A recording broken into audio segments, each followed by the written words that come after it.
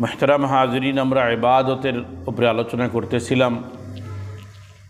ইবাদতের সবথেকে গুরুত্বপূর্ণ অন্যতম ইবাদত এবং প্রধানতম ইবাদত হলো নামাজ বা সালাত। সালাত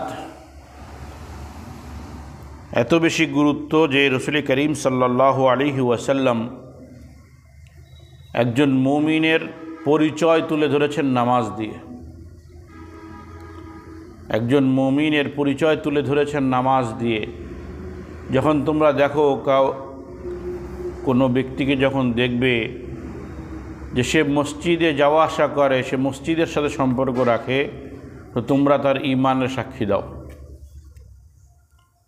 এই জন্য নামাজ এবং বা জামাত, মসজিদে আসা, নামাজ পড়া, এটা মুমিনের আলামত, ঈমানের আলামত।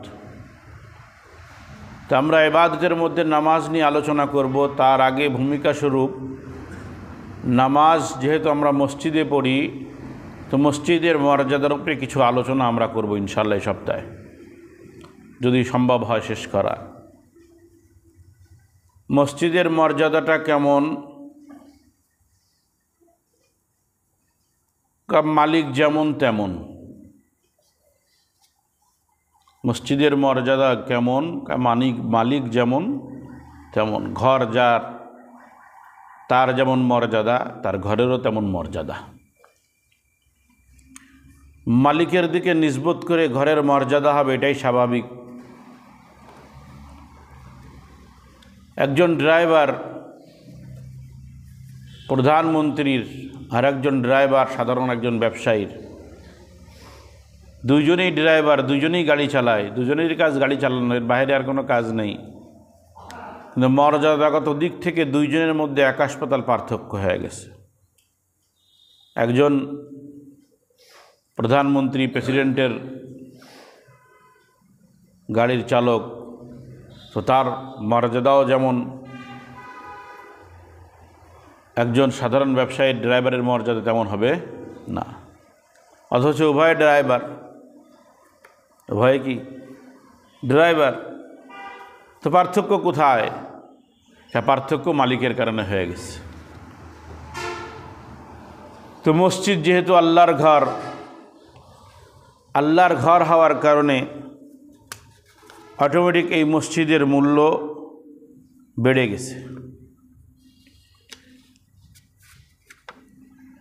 ইন্নাল মাসাজিদা লিল্লাহ,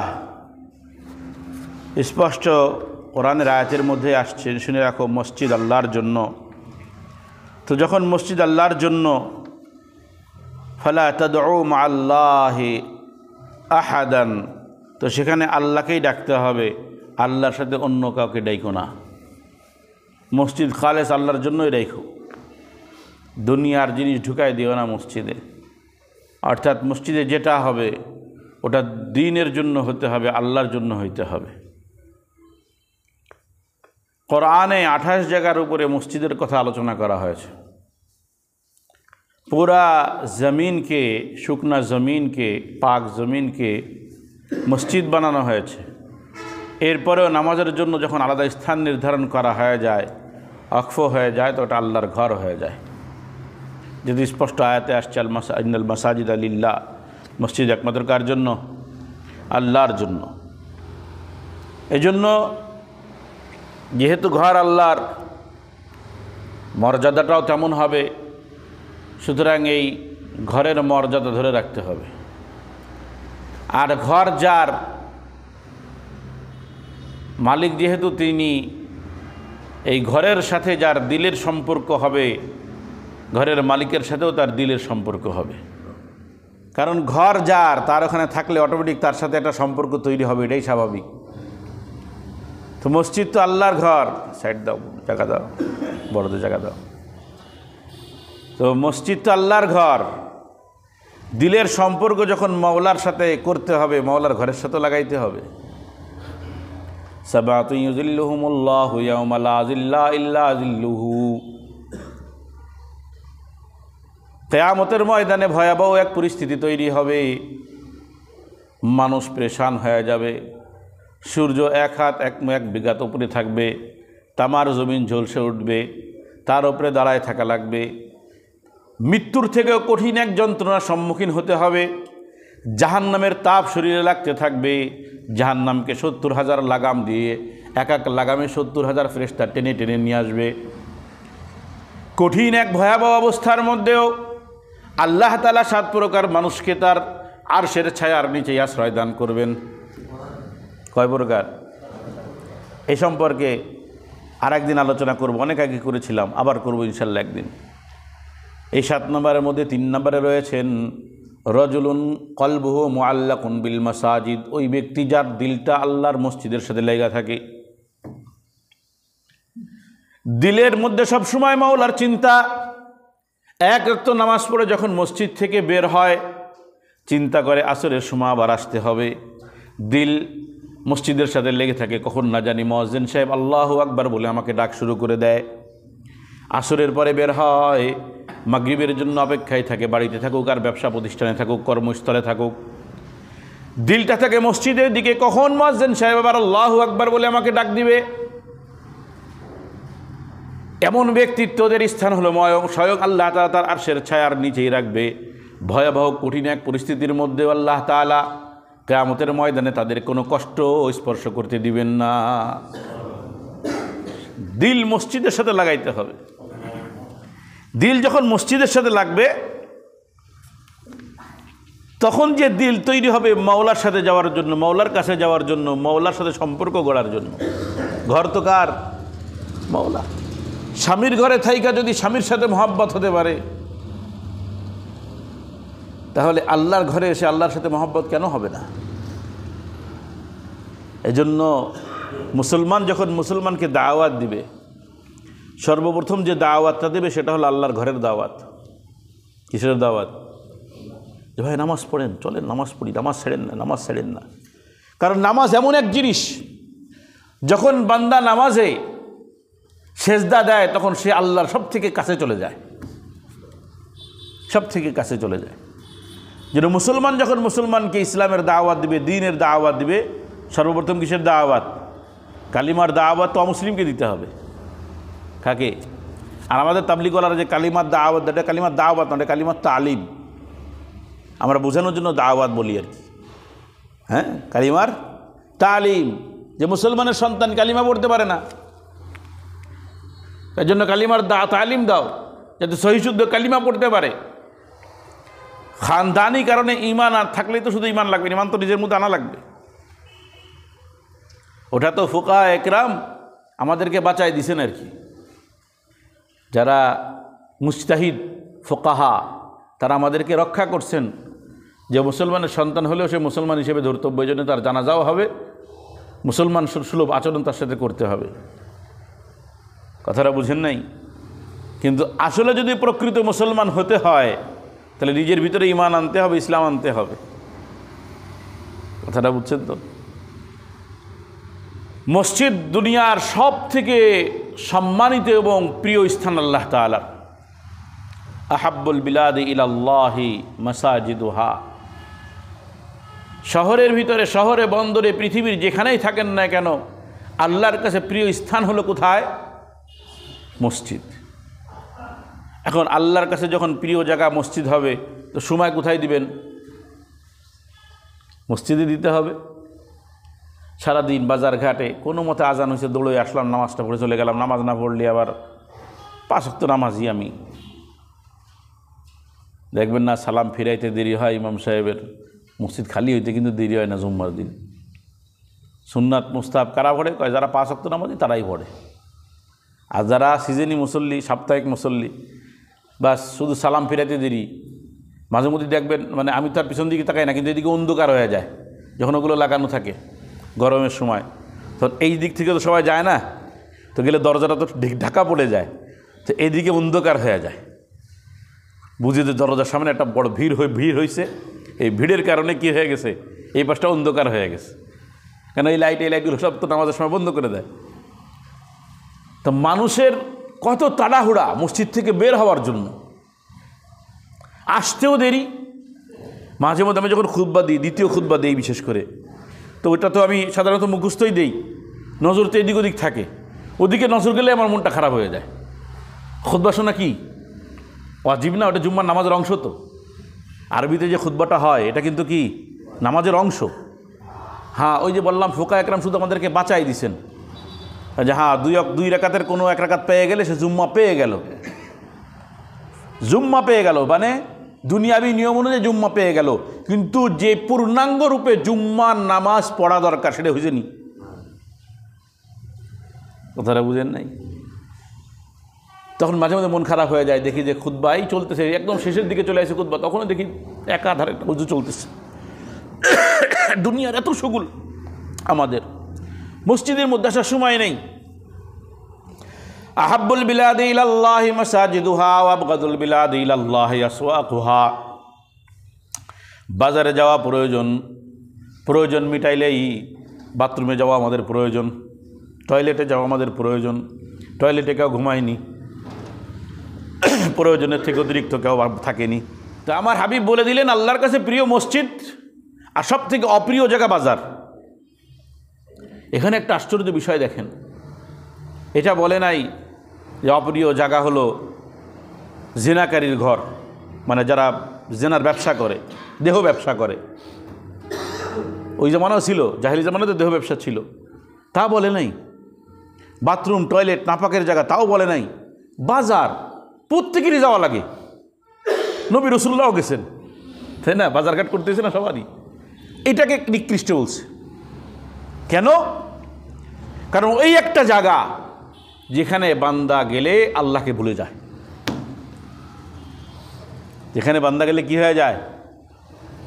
মানুষ যখন বাথরুমে ঢোকে সেখানেও মাওলার জিকির থাকে, যাওয়ার সময় একটা দোয়া আছে, আসার সময় একটা, বের হওয়ার পরেও একটা দোয়া আছে। মানুষ যখন খাইতে বসে দুনিয়ার কাজ করে তারপরেও একটা দোয়া আছে। মোহতারাম ভাইও যখন বাজারে যায় মানুষ ভুলে যায় যে সে আল্লাহর বান্দা। অহেতুক কথাবার্তা, আড্ডাবাজি, মানে সময় নষ্ট করা হয় সব থেকে বেশি বাজারে। এবং ওখানে আরও একটা খতরনাক গুনাহ হয়, সেই গুনাহটা হলো মিথ্যা। বাজারে সব থেকে খতরনাক গুনাহ কি? মিথ্যা। বাজারে খুব মিথ্যা কথা হয়। কি হয়? ব্যবসায়ীরাও মিথ্যা বলে, ক্রেতারাও অনেক সময় মিথ্যা বলে। কত দাম? 100 টাকা কেজি। কালকে যে 90 টাকাতে কিনলাম। ক্রেতা কালকে 90 টাকাতে কিনলাম, তুমি এখন 100 কইলা কেন? দেখা যায় আসলে সে 90 টাকা দিয়ে কেনে নাই, দাম কমানোর জন্য কইছে। মিথ্যা হইল নি? হ্যাঁ, এখন এবার বিক্রেতা কি বলতেছে? না স্যার, আমার তো এই সব মিলায় 1-2 টাকা লাভ থাকে, তার 20 টাকা লাভ। তো মানে কইতে কইছে কিনা 2 টাকা লাভ। তো বাজারে আরেকটা খতরনাক গুনাহ, কি গুনাহ? কবিরা গুনাহ। উভয় পক্ষ থেকে মিথ্যা আসার সম্ভাবনা থাকে। 2 নাম্বার, আড্ডাবাজি হয়, গল্পগুজব বেশি হয়, হয় না? দেখেন না অনেক গ্রামের মানুষ, আমি তো এখানে এসেই গ্রাম বুঝছি আর কি, এর আগে তো আমি শহরেই থাকছি। তো মানুষজনের আসরের পরে বাজারে চলে আসার একটা অভ্যাস। আমি অনেক আলেমদেরকেও দেখতেছি, বাজারে চলে যায় কেন? বাজারে একটু চা খাবে, বসবে। তখন চা খাওয়ার জন্য বাজারে যাওয়ার বসা লাগে, তো বাসায় বানালে তো হয়। তো দেখা যায় চা খাইতে এসে আসরের পরে, মাগরিবের পরে, ইশার পরে যে কি বাড়িতে ফিরতেছে, কি রে চা খাইতে এতক্ষণ? একটু বসতে হয়, চার দোকানে আড্ডা হয়। যতক্ষণ আড্ডা হয় ততক্ষণ অহেতুক কথাই বেশি হয়। আপনি দেখেন চার দোকানে কয়জন দিনই আলোচনা করে, কয়জন দিনই আলোচনা করে। কিছুদিন আগে ওই যে আমাদের ঘুটু দিয়ায় একটা মজলিস ছিল আমার আর মুফতি ফয়জুল করিম সাহেবের। তো এখন বয়ান শেষ করার পরে গেল চা খেয়ে যান। বললাম না, সময় নেই, মাদ্রাসা তালিম জোরের কাজ চলতেছে, আমাদের ওখানে যেতে হবে, তো একটু চা খান। তো টিশার নামাজের পরে বেরোইছি ওই মোড়ে, অর্থাৎ যেটা ওই গাজীর দিকে ঢুকলো আর কি। হ্যাঁ, গাজীপাড়া না কি, গাজীপাড়া মোড়ের দিকে ঢুকতেছে, রোডটা চলে গেল মেন রোডের থেকে। এখন ওরা তো আমাদেরকে চার দাওয়াত দিছে, কারণ আমরা 2 মৌলবী 4 দাওয়াত গ্রহণ করছি। ওরা 4 দাওয়াত দিয়ে এবার বাজারে ঢুকছে, যে দোকানে বলবে যে হুজুর আসতেছে, এবার টেলিভিশনটা বন্ধ কর। হ্যাঁ, ওরা দাওয়াত দিয়ে পড়ে গেছে বিপদে। একটা দোকানও 4 দোকানে টেলিভিশন বন্ধ করা যাবে না, কারণ যে পরিমাণ ওই জায়গায় মুসল্লি, নাউজুবিল্লাহ, যেই পরিমাণ কি টেলিভিশনের মুসল্লি আর কি, বোঝেন নাই? এত বেশি টেলিভিশনের মুসল্লি ও বন্ধ করা যাবে না, কারণ তোমাকে দুই হুজুরির জন্যই আমি 20-30টা লোক বের করতে পারবো না। ওরা পড়ে গেছে বিপদে। আর মুফতি ফজল করিম আমার কয় কি হুজুর চলেন ভেঙে যায়, তাহলে কিন্তু এরাও বিপদে পড়ছে। আমরা তো পড়ছি, এবার এরাও পড়ছে, কারণ হুজুরকে দাওয়াত দিয়েছে 4 দাওয়াত দিয়ে এখন আর টেলিভিশন বন্ধ করতে পারতেছে না।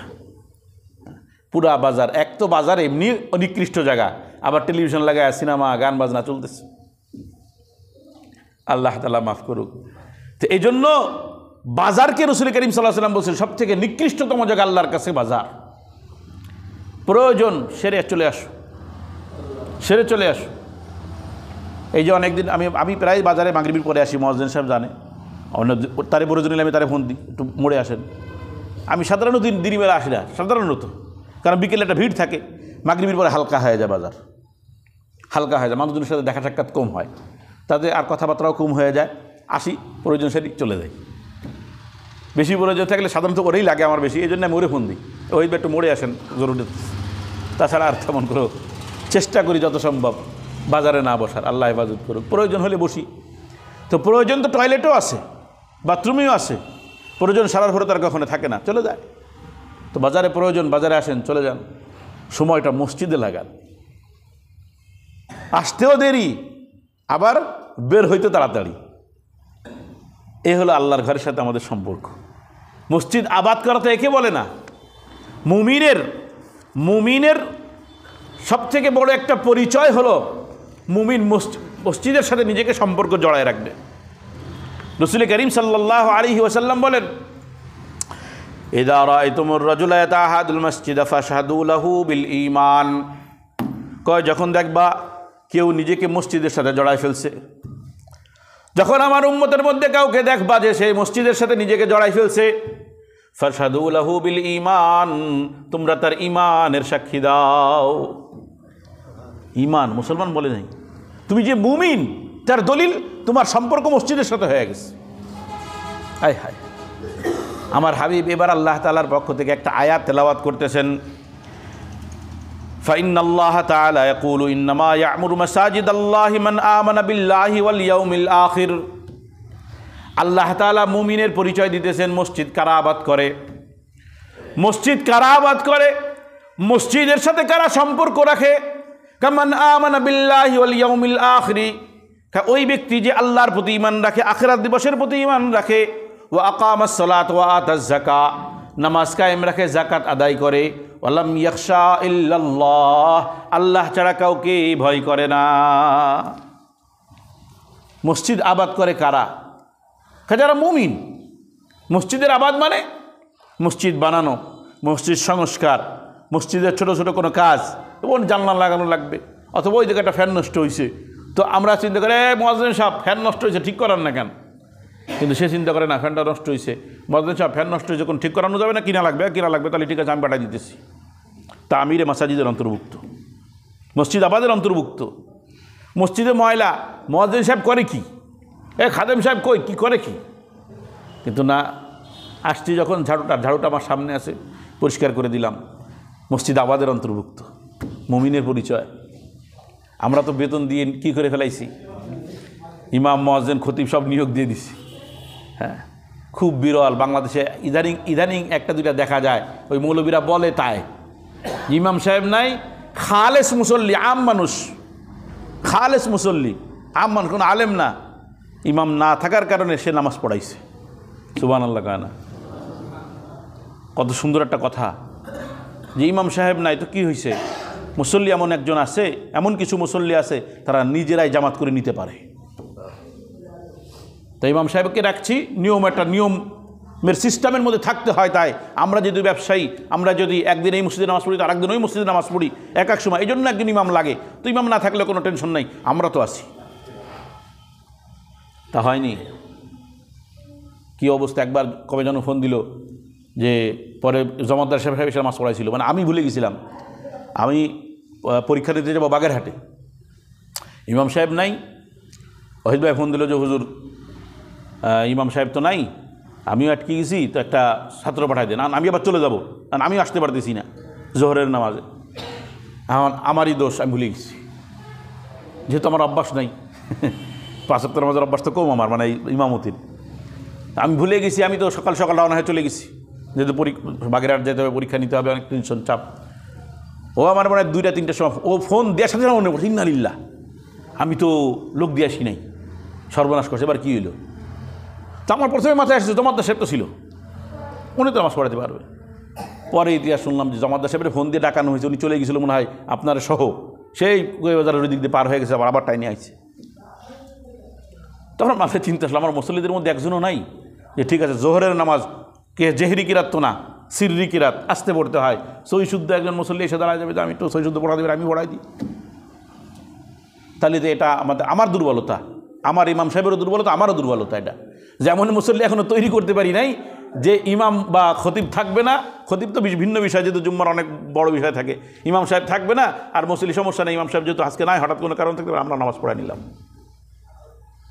এটা আমাদের দুর্বলতা, বাস্তবতা যেটা, এটা আপনাদের দুর্বলতা, আমাদের দুর্বলতা। মুহতারাম ভাইও, মসজিদ আবাদ কারা করে? মসজিদ আবাদ করে মুমিনরা, মসজিদ আবাদ করে নামাজিরা, মসজিদ আবাদ করে যারা যাকাত দেয়, মসজিদ আবাদ করে যারা আল্লাহকে ভয় করে। তারা এই চিন্তা করে না মসজিদের সাথে সংশ্লিষ্ট যে কোনো কাজে যারা জড়ায় যায় তারাই মসজিদ আবাদকারী। যারা মসজিদে বসে তেলাওয়াত করে, যারা মসজিদে বসে জিকির করে, মসজিদে বসে নফল নামাজ পড়ে, এরাও মসজিদ আবাদকারী। সামনে আসতেছে বলবো ইনশাল্লাহ, যদি সময় থাকে। ওই যে সময় শেষ হয়ে গেছে, এখনই দেন না, 10-15 মিনিট আছে। সেই জন্য আমার হাবিব বলে দিলেন মুমিন কে চিনতে চাও, দেখো মসজিদের সাথে সম্পর্ক কার।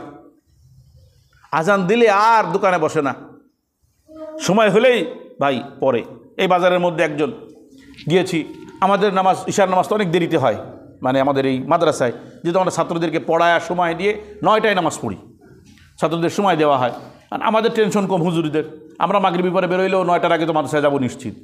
এখন বাজারের মধ্যে গিয়েছি, এক দোকান থেকে আমি একই দোকান থেকেই সদাই করি বেশি, তো যায় দেখি যে ওই লোক নাই, এ গেল কোথায়, ওরা নামাজে চলে গেছে।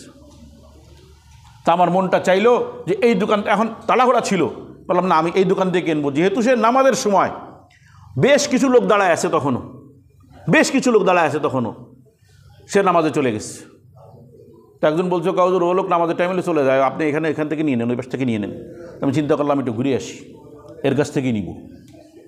আমার মনটা চাইলো হঠাৎ, আমি যে অন্য জায়গাটাতে নেবো না বা না যায় এরকম না, মনটা চাইলে এর কাছ থেকেই নেই। ফজরের পরে আমি হাঁটতে বেরোইছি, সাধারণত 4 দোকান ছাড়া তো কোনো দোকান খোলে না। এর মধ্যে হঠাৎ বাসার থেকে ফোন দিয়েছে একটা জিনিস লাগবে, ডাইল আর কি যেন লাগবে। আমি বললাম এত সকালে তো আর ওই দোকান খোলে না, মুদিখানার দোকান খোলে না। তারপরে ওই লোকের কথাই মনে পড়ছে আমার, যেহেতু নামাজি ব্যক্তি, তাহলে ফজরের নামাজ যদি পড়ে থাকে তাহলে এসে দোকান খুলবে, কারণ ফজরের পরের ব্যবসার একটা বিশাল সুন্নাতের একটাই আছে। ফজরের পরপরই যদি কেউ তার কাজ শুরু করে, ফজরের পরে মুত্তাসিলান জিকির আজকার সহ সে দোকান খুলবে, তার ব্যবসা প্রতিষ্ঠান খুলবে, তো রাসূল করিম সাল্লাল্লাহু আলাইহি ওয়াসাল্লাম বলছেন আমার ওই উম্মতের পুরা জিন্দেগির মধ্যে বরকত দিয়ে দেওয়া হয়। তো আমার সন্দেহ হইলে আমি একটু যাই, যে দেখি আল্লাহু আকবার, ওই দোকানটাই শুধু খোলা, ওই দোকানটা খোলা। তো আমি বললাম এত সকাল সকাল কারণ নামাজ পড়ে খুলে ফেলি আমি। ওই লোকের কাছে যে জিনিস আনতে গেছে ওই জিনিসটা নাই, বলে হুজুর একটু বসে আমি নিয়ে আসি। তো আমি বসে রয়েছি, আমার একটা চেয়ার দিয়েছে বসার জন্য, বসে আছি। আমি বসে থাকতে থাকতে ওই লোক যারা কোথায় যেন আনতে গেছে কি, এর মধ্যে 8 থেকে 9 জন খরিদ্দার আসলো, সবাই এসে দাঁড়ায় আসে, ওই লোক আসবে তারপরে কিনবে, কোনো দোকান খোলা নাই। আমরা তো চিন্তা করি এত সকালে তো খরিদ্দার আসবে, কারণ এই জন্য বাড়ি 8টা-9টা পর্যন্ত ঘুমায়, এরপরে দোকানে যায়। আমাদের অবস্থা তো তাই, যে না এত সকালে তো কেউ আসে না। ওইদিকে রাত 1টা পর্যন্ত দোকান খোলা, রাত 1টা পর্যন্ত খোলা, এদিকে সকাল 10টা-11টা পর্যন্ত আমরা ঘুমাইতেছি। যে না, রাসূল বলছেন আল্লাহুম্মা বারিক ফি বুকুরি উম্মতি, আল্লাহ আমার উম্মতের সকালের কাজে বরকত দিয়ে দাও। এই হাদিসটা যে সাহাবী বর্ণনা করতেন, আমি এই হাদিসের উপরে এমনভাবে আমল করা শুরু করেছি, আমি তাহাজ্জুদ ওয়াক্তে বের হয়ে যাই ব্যবসার জন্য, আর বিকালে যখন ফিরে এত বেশি লাভ নিয়ে সে ফিরতো যে তার পরবর্তী প্রজন্ম কয়েক পুরুষ শুধু তার সম্পদের উপরে বসে খাইছে, এত বেশি বরকত হয়েছে তার ইসে। মুহতারাম, এই জন্য আমরা চিন্তা করতেছি আজান হচ্ছে, এই তো যাব, এবার দেখবেন শুধু খরিদ্দার বাড়ে। আজান হওয়ার পরে কী হয়, খরিদ্দার শুধু বাড়ে, বিশেষ করে আসর আর মাগরিবের সময় বিশেষ করে দেখবেন এত খরিদ্দার হয়, যারা দোকান চালায় দেখবেন খুব চাপ হয়, কেমনে যেন খুব চাপ হয়ে যায়। মাগরিবের পরে যেন আবার দেখবেন একটু কমে আইছে। এই জন্য যদি আল্লাহকে প্রাধান্য দেন, আল্লাহর ঘরকে প্রাধান্য দেন, তাহলে আল্লাহ তাআলা ওখানে আপনাকে প্রাধান্য দিবে। এই জন্য আগে মসজিদের মধ্যে নিজেকে লাগাই দিই, যে সবার শেষে আসলাম আর সবার আগে বেরোয় গেলাম, এই চরিত্র না করে আমিও মসজিদ আবাদকারীদের একজন, যার ব্যাপারে আল্লাহ তাআলা বলেছেন ইয়ামুরু মাসাজিদাল্লাহি মান আমানা বিল্লাহ। আমি ওই ব্যক্তিদের অন্তর্ভুক্ত যাতে হইতে পারি যারা মসজিদ আবাদ করে, যারা 5 ওয়াক্ত মসজিদে আসে, শুধু নামাজ পড়েই দৌড় দেয় না, একটু বসে জিকির করে, সুন্নাত পড়ে, তেলাওয়াত করে, এরপরে তার কাজ করে। মুহতারাম, এজন্য নাম মসজিদে একটু একটু করে সময় দেওয়া। মসজিদ এটা আল্লাহর জিকিরের ঘর। দেখেন, আমরা বলি মসজিদে দুনিয়াবি কথা বলবেন না, দুনিয়াবি কথা বলবেন না। এর উদ্দেশ্য কি? অপ্রয়োজনীয় কথা বলবেন না। দুনিয়াবি কথা বলা যাবে না তা না, মসজিদে এমন কোনো কথা নাই হাদিস কোরআনে যে দুনিয়াবি কথা বলা যাবে না। অপ্রয়োজনীয় এই কথাটার উদ্দেশ্য এটা কি? অপ্রয়োজনীয় কথা। কারণ এমন কি মসজিদে জোরে তেলাওয়াত করতেও নিষেধ করা হয়েছে যাতে আরেকজন নামাজের সমস্যা না হয়। এবার হচ্ছে তো তাহলে তেলাওয়াতটা ইবাদত ছিল, তো জোরে করতে নিষেধ করছে কেন? হ্যাঁ, বোঝা গেল যে কেউ যদি করতে হয়, তেলাওয়াতও যদি করতে হয়, এমনভাবে করতে হবে যে আরেকজন নামাজের সমস্যা না হয়। হ্যাঁ, যদি জানা যায় কোনো নামাজি নাই, তো আপনি জোরে জোরে তেলাওয়াত করছেন, মাগরিবের পরে বসে আছেন, কোনো নামাজি নেই, আপনি একা বসার জোরে তেলাওয়াত করছেন, কোনো সমস্যা নেই। তো যখনই কেউ ঢুকবে আন্দাজ করলেন বা বুঝলেন, আওয়াজ ছোট করে দিতে হবে, যাতে সে যদি কোনো ইবাদত করে তার ইবাদতের ব্যাঘাত না ঘটে। তো দুনিয়াবি কথাবার্তা বলার নিষেধ অর্থ হলো এটাই, যে কেউ যদি জিকির আজকার বা ইবাদত করতে চায় তার যেন সমস্যা না হয়, আর সেটা দুনিয়াবি কথাবার্তা হোক আর দ্বীনি কথাবার্তা হোক। আমার কথা বুঝছেন তো? আল্লাহ তাআলা মসজিদের বর্ণনা দিছেন, ফি বুয়ুতিন আযিনাল্লাহু আন তুরফা ওয়া ইউযকারা ফিহা ইসমুহু। ওই ঘর, যেই ঘরের ব্যাপারে আল্লাহ তাআলা আদেশ দিয়েছেন যে এই ঘরকে উন্নতি করো। উন্নতি, এই ঘরের উন্নতি মানে মসজিদ এমন এক ঘর যেই ঘরকে সাধারণভাবে ফেলায় রেখো না, এর পরিচর্যা করো।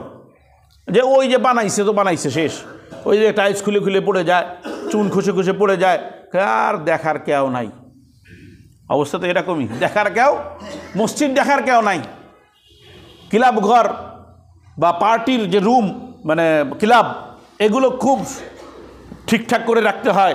অনেক ব্যাপার স্যাপার আছে, ওখানে বড় বড়রা আসে, ওদিকে মসজিদ খসে পড়ে যায়, মসজিদের রং নষ্ট হয়ে যায়, ওদের খবর নেই। আল্লাহ বলছেন ফি বুয়ুতিন আযিনাল্লাহু আন ইউরফা, যে ওই ঘর, যে ঘরের ব্যাপারে আল্লাহ তোমাদেরকে আদেশ করতেছেন যে ওই ঘরের উন্নতি করো, ভালো রাখো, ভালো পরিচর্যা করো। ওয়া ইউযকারা ফিহা ইসমুহু, এবং সেই ঘরের মধ্যে তোমরা আল্লাহর জিকির করো। তাহলে মসজিদ কোন কিসের কাজ? জিকিরের কাজ। এমন আমল যার দ্বারা জিকির হয়, এমন সব ধরনের কাজ মসজিদে করা যাবে। শরীয়তের জায়েজ যে সমস্ত কাজ, বৈধ কাজ, সব মসজিদে করা যাবে। ওয়াইসাব্বিহু লাহু ফিহা বিল গুদুবি ওয়াল আসাল, এবং ওই ঘরের ভিতরে সকাল সন্ধ্যা আল্লাহ তাআলার পবিত্রতা বর্ণনা করো। আল্লাহর আগের জামানায় মসজিদ ভিত্তিক মাদ্রাসা হইতো। কি হইতো? রসুলের জামানায়ও মসজিদ ভিত্তিক মাদ্রাসা, এখন উল্টা হয়ে গেছে, মাদ্রাসা ভিত্তিক মসজিদ। মানে মাদ্রাসা হইলে একটা মসজিদ করতে হয় ওখানে, যেহেতু ছাত্ররা নামাজ পড়বে, লোকজন আসলে নামাজ পড়বে। আর আগে হয়তো মসজিদ মানে মাদ্রাসা। মসজিদ মানে কি? যে ইমাম সে ওই এলাকার বড় হুজুর। আমাদের মাদ্রাসার প্রিন্সিপাল হলো বড় হুজুর, তাই না? বা সাইকুল হাদিসে বড় হুজুর হয়। কিন্তু আগের জামানা কি ছিল? মসজিদের যে ইমাম এলাকার বড় হুজুর, সে সবাই যে তার কাছ থেকে সবক নেবে, পড়বে, দিন শিখবে, ওটাই মাদ্রাসা। সেই জন্য আল্লাহ তাআলা বললেন, হ্যাঁ আমি যে ঘরের কথা বলেছি, এই ঘরের মধ্যে যে জিকির করতে হবে, ওয়াইসাব্বিহু লাহু ফিহা বিল গুদুবি ওয়াল আসাল, সকাল সন্ধ্যা সেখানে আল্লাহর পবিত্রতা বর্ণনা করবে। কারা?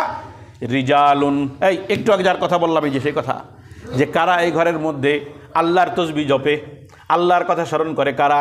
কয় রিজালুল্লাহ তুলহিহিম তিজারাতু ওয়ালা বাইউন আন যিকরিল্লাহ। ওই সমস্ত ব্যক্তিরা আল্লাহর জিকির করে, ওই সমস্ত ব্যক্তিরা আল্লাহর ঘরে সময় দেয়, যাদের ব্যবসা বাণিজ্য তাদেরকে আল্লাহর জিকির থেকে মুখ ফেরায় না। দোকান খুলে রেখে আসছি, হুজুর বয়ান বড় হয়ে যাচ্ছে, বন্ধ করেন তাড়াতাড়ি। হ্যাঁ না, এরকম আমাকে আপনারা বলেন না, অন্য জায়গায় বলেন তো, আপনারা না বলেন, অন্যরা তো বলে। এখানে কি বলছে আল্লাহ তাআলা? রিজালুল্লাহ তুলহিহিম, ওই সমস্ত ব্যক্তি, লা তুলহিহিম তিজারাতু ওয়ালা বাইউন আন যিকরিল্লাহ, তাদের ব্যবসা বাণিজ্য আল্লাহর জিকির থেকে তাদেরকে গাফেল করে দেয় না, বরং মসজিদে যখন চলে আসে দিলটা মাওলার সাথে লেগে যায়। ওয়া ইকামিস সালাত ওয়া ইতাইজ যাকাত, তারা ওইখানে এসে আল্লাহর জিকির করতে থাকে, নামাজ আদায় করতে থাকে। যাকাত যদি দেওয়ার প্রয়োজন হয় মসজিদে বসে যাকাত দিয়ে দেয়। সাহাবা একরাম যখন যাকাত দিতে চাইতো, দান করতে চাইতো, কোথায় আসতো জানেননি? মসজিদে। কারে দিত? ইমাম সাহেব রে? ওরে না, আইসা দেখতো নামাজীদের মধ্যে গরিবকে। আমার মহল্লার আমি সবাইকে চিনবো না, তো নামাজি আমার মহল্লার মধ্যে যারা নামাজি এর মধ্যে গরিবকে, এই তুমি এদিকে আসো, এটা নিয়ে যাও। চিন্তা করছেন? আর আমরা চিন্তা করি যে খুঁজে খুঁজে বের কর কোনটা বেশি গরিব, কোনটা চায়, যে চাবে তারে দেবো। যে গায়রাতওয়ালা মুসলমান সে কখনো হাত পাতবে না, এটাই স্বাভাবিক। বিপদে না পড়লে, বড় ধরনের বিপদে না পড়লে সে হাত পাতবে না, বরং অর্থওয়ালাদের দায়িত্ব গরিবকে খুঁজে বের করো।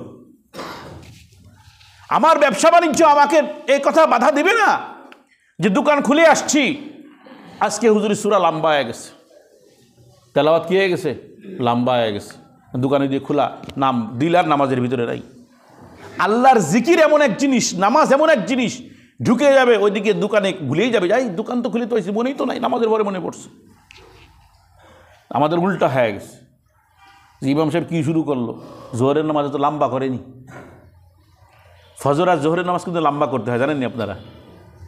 আমরা ফজর লম্বা করি কিছুটা, রসুলের জামানা যেমন লম্বা এত লম্বা আমরা করি না। এটাও একটা হাদিসের কারণেই করা হয়, যে ছোটো যেটুকু করা হয় এটাও হাদিসের কারণেই করা হয়, এটাও সুন্নাহ। বাকি সুন্নাত অনুযায়ী যতটুকু লম্বা করা দরকার জোহর এবং ফজর দুইটা কিন্তু সমান। ফজর যত লম্বা তেলাওয়াত হয় না, জোহরেও কিন্তু এত লম্বা তেলাওয়াত করতে হয়। জুম্মা আবার একটু ছোটো আছে, জুম্মায় কি আছে? সূরা জুম্মার 2 অংশ করে রসুল পড়াইতেন, আবার ছোটো ছোটো সূরা পড়াইতেন, যেহেতু অনেক বড় সময় থাকে, থাকে, ভিড় থাকে। ওই দিন ঈদের দিন বা খুশির দিন মানুষ যাতে বাড়িতে যে একটু সময় দিতে পারে, রসুল খুতবা দিতেন, খুতবার পরে ওখানে জোহরের যে সুন্নাত তরিকার যে বড় কিরাত ওটা না পড়ে আর একটু ছোটো পড়তেন। বাকি জোহরের নামাজও ফজরের মতন লম্বা হবে তেলাওয়াত। দাদা চিন্তা করে দোকান খুলে তো আসলাম, আর এখন হুজুর তো দর্শে নামাজ তো ছাড়ে না। মানুষ যদি তাকায় যে হুজুর ঠিকঠাক আছে তো, মরে দেয়নি তো, না তেলাওয়াত তো শোনা যাইতেছে না। মোহতারাম ভাইও, মসজিদে যখন আসবো দিলকে স্থির করে ফেলবো, স্থির, কোনো পেরেশানি নাই, কোনো কিছু নাই, কোথায় বাসায় কি না ভুলে যান। বিপদ আসলে আল্লাহ তাআলা ইনশাআল্লাহ হেফাজত করবে যদি দিলকে মসজিদের সাথে লাগাই দেন। এই জন্য মসজিদে সময় দেবেন, মসজিদে আবাদ করবেন। মসজিদ আবাদের একটা দিক হলো মসজিদ নির্মাণ করা। ইনশাআল্লাহ আগামী সপ্তাহের উপর আলোচনা করব। মসজিদ নির্মাণ করা, মসজিদ নির্মাণের কি ফজিলত, আবাদ, মসজিদ আবাদ করার কতগুলো দিক আছে। আমরা বলি মসজিদ আবাদ করতে হবে, মসজিদ আবাদ, তাবলীগওয়ালা দেখবেন বলে মসজিদ আবাদ করো, মসজিদ আবাদ করো, জিকির আজকার করো, এটা মসজিদ আবাদ। তো মসজিদ আবাদ করার কিছু দিক আছে, এই সম্পর্কে কিছু আলোচনা, এবং মসজিদের আদব কি এ সম্পর্কে আমরা আগামী সপ্তাহে ইনশাআল্লাহ আলোচনা করব। আখিরু দাওয়ানা আলহামদুলিল্লাহি রাব্বিল আলামিন।